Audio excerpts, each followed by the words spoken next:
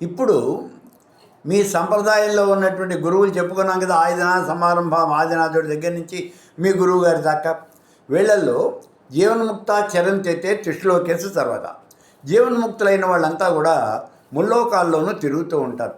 సర్వకాల సర్వావస్థల్లోనూ వాళ్ళు అలా తిరుగుతూనే ఉంటారు. ఎందుకు తిరుగుతారండి?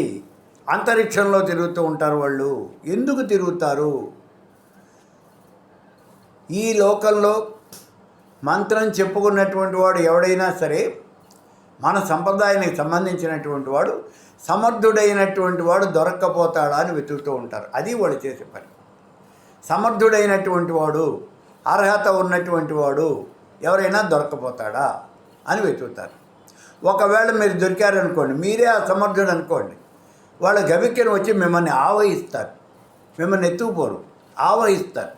ఆవహించడం అంటే వాళ్ళ శక్తిని మీలో ప్రవేశపెడతారు. దాంతో అద్భుతాలు జరుగుతాయి. ఏం జరుగుతుందండి? మీరు ఊహించినటువంటి పనులు జరుగుతాయి. మీరు అనేకమైన పుస్తకాలు రాస్తారు. మీరు గతంలో వాటిని ఎప్పుడూ చదివి ఉండలేదు, అయినా సరే మీరు ఉపన్యాసాలు చెబుతారు, అనేక మందికి మంత్రాలు చెబుతారు. మీరు అలా జరిగిపోతుంది. కాబట్టి ఇలా జరుగుతుంది, ఇలా జరుగుతుందా అనే అనుమానం మీకు వస్తుంది. అలా జరుగుతుంది అంటే ప్రత్యక్షమైన నిదర్శనం నేనే ప్రత్యక్షమైన నిదర్శనం. నేనేం చదువుకోలేదు, నేను పండితుడిని కాదు, నాకు ఎవరు ఏం చెప్పలేదు. మరి ఎలాగండి? భగవంతుడి యొక్క కృప, గురువుల యొక్క కృప అంతే. కాబట్టి ఆ గురువుల యొక్క కృప అనేది మీరు సంపాదించండి. గురువుల యొక్క కృప వచ్చింది అని మనకు ఎలా తెలుస్తుంది? హోమం చేస్తున్నప్పుడు ఈ గురుమండలాన్ని అనేక సార్లు దర్శించాను నేను. నా హోమగుండాన్ని చుట్టూ వచ్చి కూర్చునేవాళ్ళు ఈ గురువులు. నా కళ్ళతో నేను చూసేవాడిని